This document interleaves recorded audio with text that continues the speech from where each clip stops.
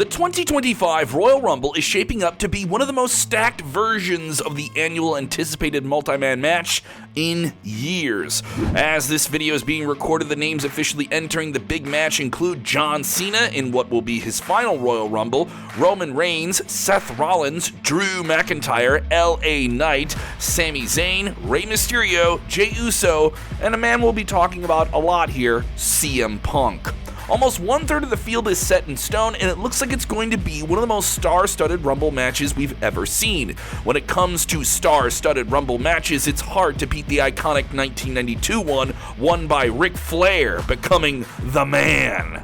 But something about the 2025 Royal Rumble feels a bit different. In the first two Rumbles under the Triple H era that is still going right now in WWE, we saw Rhea Ripley and Bayley win the Women's Royal Rumble, while Cody Rhodes, the American Nightmare, set the path for him to finish his story and his back-to-back Royal Rumble wins. The 2024 Royal Rumble in particular was an interesting one because of who the runner-up was. It was CM Punk in his first match back in WWE. Punk's 10-year absence from WWE saw him win a legal war with a WWE doctor, try his hands at the UFC, film several movie roles, and his pro wrestling return with All Elite Wrestling that had some bipolar positives to negatives. But his Survivor Series return to WWE in November of 2023 in his hometown, the wrestling capital of the Midwest, Chicago, was still the talk of the wrestling world. We thought we would never see it, and now we were seeing it at the Royal Rumble in 2024. The heavy speculation at the time was that a massive name like Punk was coming back to WWE with his expressed aspirations of headlining a WrestleMania, while also having a long documented issue with then World Heavyweight Champion Seth Rollins. All of the dots connected for the Second City Saint to seal his pass to the main event Mania glory.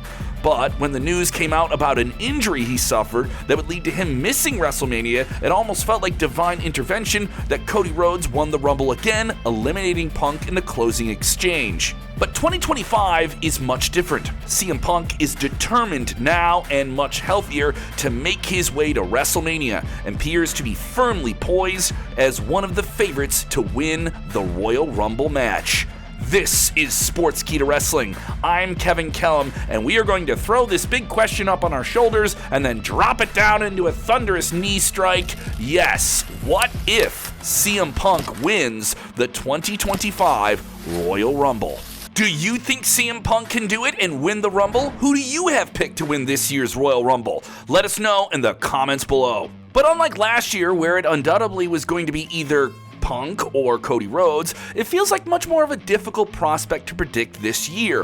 For one, you have 4 Royal Rumble winners in this year's Rumble match. John Cena, whose farewell tour is creating a lot of sentimental expectations for what's to come. Roman Reigns, who's back in the mix but still a part-time player. Seth Rollins, who has a real chip on his shoulder considering that loss to CM Punk at the Raw Netflix premiere. Oh yeah, and a much established foe of CM Punk in recent history, Drew McIntyre. That's already 3 bitter old rivals of Punk and almost all guaranteed future rivals in Roman Reigns. This isn't even going to mention all the other names who are going to enter and make Punk's life a living hell along with everyone else who's trying to win the match.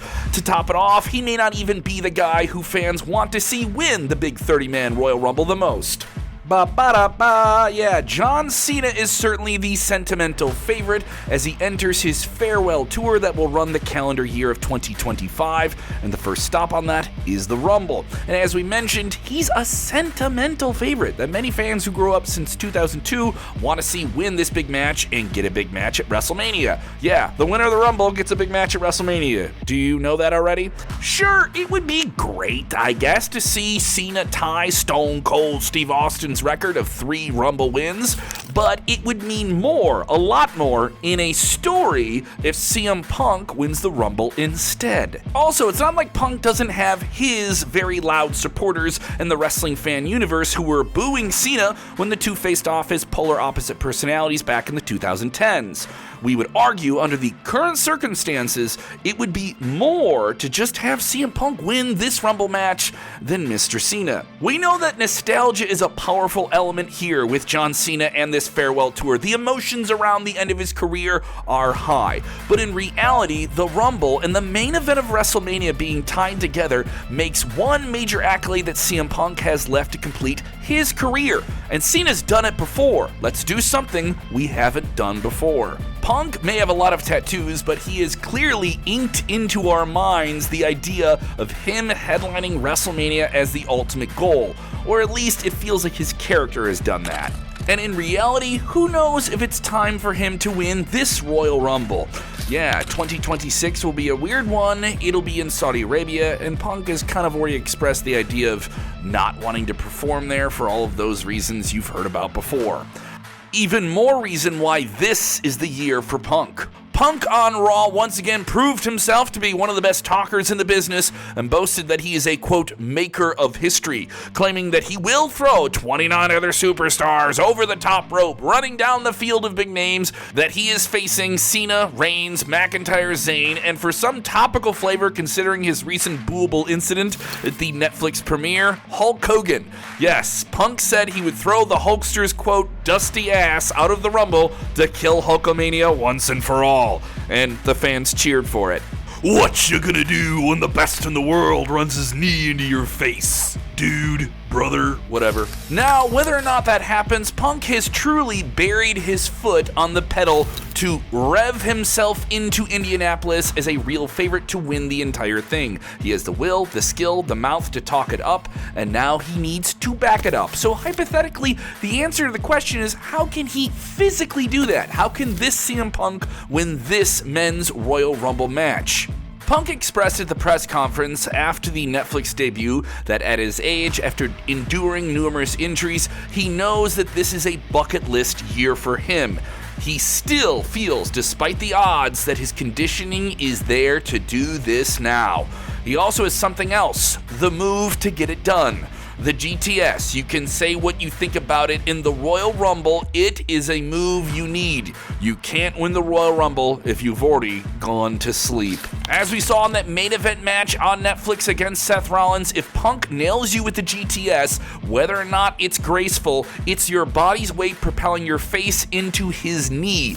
And that makes you dead weight for going over the top rope. He doesn't need to pin you once again. He just needs to get you over the top rope. He has nailed that move on nearly every superstar entering this match, so now the non-pin factor, both feet hitting the floor, you better watch your ass when Punker hoists you up onto his shoulders.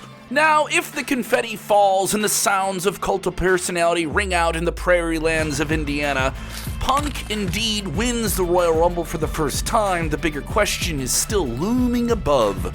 Who the heck could he face at WrestleMania? What is that scenario like?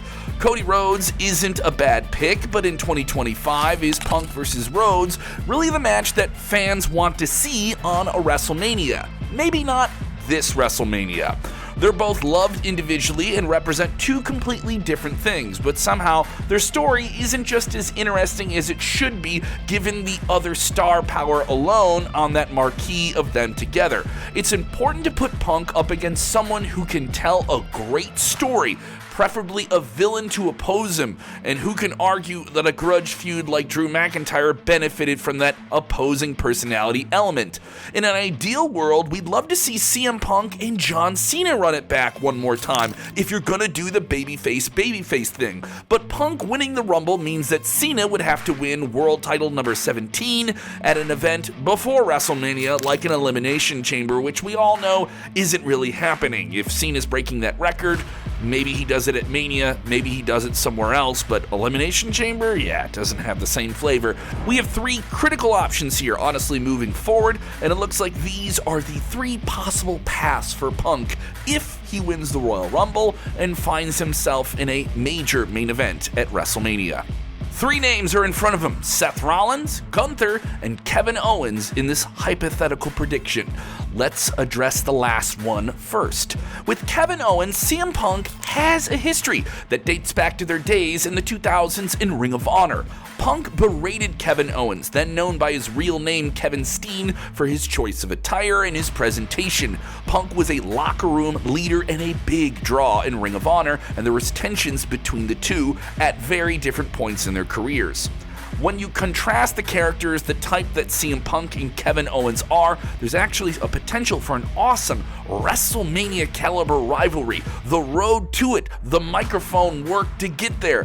That would be compelling, wouldn't it? The old locker room story of Ring of Honor only needs to be a small part of the rivalry. The spark to get it going, the verbal skills of both men can easily make it must watch on the path to get there. And it would give Punk his deserved first main event and KO a surprising third WrestleMania main event. Why is that surprising? Kevin Owens is that good. That's another video altogether. But there's one problem with that. Kevin Owens has to beat Cody Rhodes in the Royal Rumble.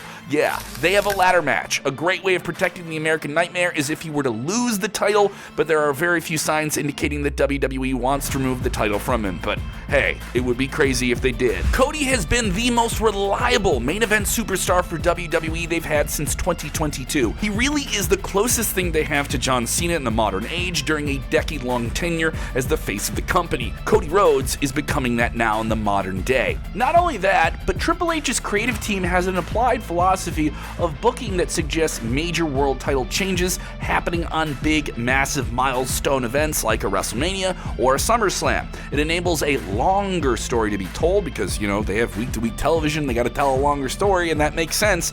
Yeah, and it's a big reason why WWE became so hot in 2023 onwards because of longer-term payoffs with bigger stories that lasted longer and didn't just, drop out on the idea real quick. But on the flip side, it prevents a lack of shocking elements. What about my shock and surprise? Oh yeah, especially at the Royal Rumble and WrestleMania time, people want a lot of those too. Just imagine the shock of fans, 50,000 people in Lucas Oil Stadium, if KO successfully retrieves the undisputed WWE Universal Championship and wins a world title after 8 long years. It would flip the entire WrestleMania playbook for Las Vegas on its head. It would be a wild moment and really wouldn't hurt Cody Rhodes at all. It would give him vulnerability to chase the championship once more, but WWE's plans are a little bit more rigid with the new regime, maybe not as flexible unless an injury forces them to make changes. But hey, they made changes to last year's WrestleMania too, so who knows? We're just trying to predict a future that is very uncertain but wildly interesting right now. So while Kevin Owens versus CM Punk would be a great match that feels Mania level for WrestleMania 41, it seems a bit unlikely to happen this year considering how they haven't really crossed paths in any way.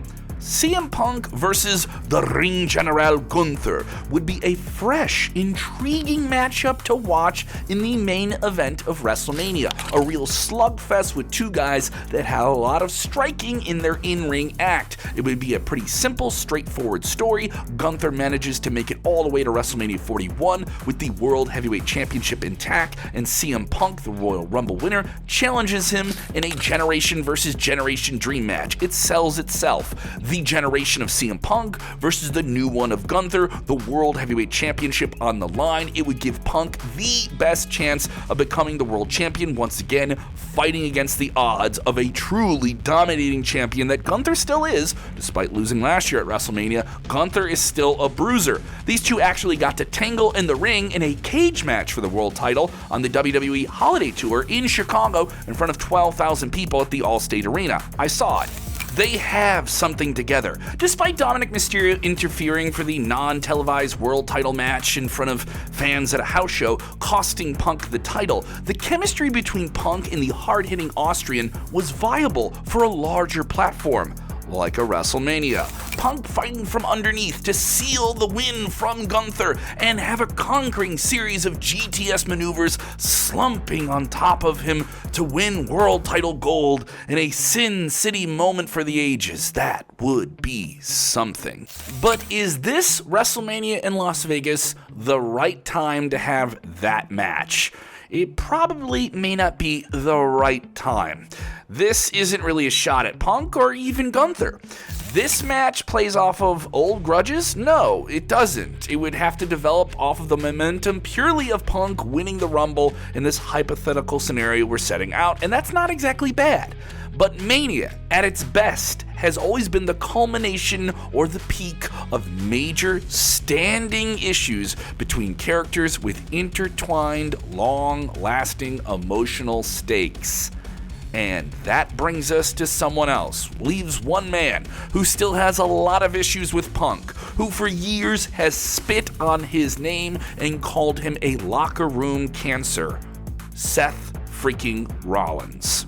Now, we know that CM Punk beat him clean in the middle in LA on the main event of the Raw Netflix premiere, but that alone gives it the best chance of happening again with elevated stakes at WrestleMania. It was one of the most watched and talked about WWE TV shows of all time. If you can't headline a WrestleMania, Punk and Rollins got to have a match like that and tell that story, playing on Rollins' obsession with destroying Punk based on their long-standing, years-built level of hatred. The match was well received, with a 4-star plus rating from the Wrestling Observer, and it saw them trading each other's finishers, Rollins getting off the mark and getting caught with his guard down for another GTS, where Punk put him away clean in the middle.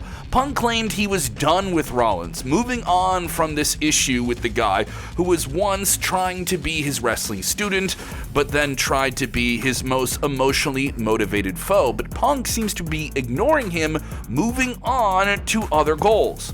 Punk may want to forget about Rollins, but Rollins does not seem to want to forget about this, especially with how much he has invested in revenge here. Rollins seems to be increasingly leaning back towards his darker side again after a few years. Rollins has had a cyclical career where he's become a wicked villain, turned into a popular hero to slay giants, and become a wicked villain once again before turning into a hero that fans love. He can do that yo-yo act and pull it off. It's now time for the other part of that cycle to continue.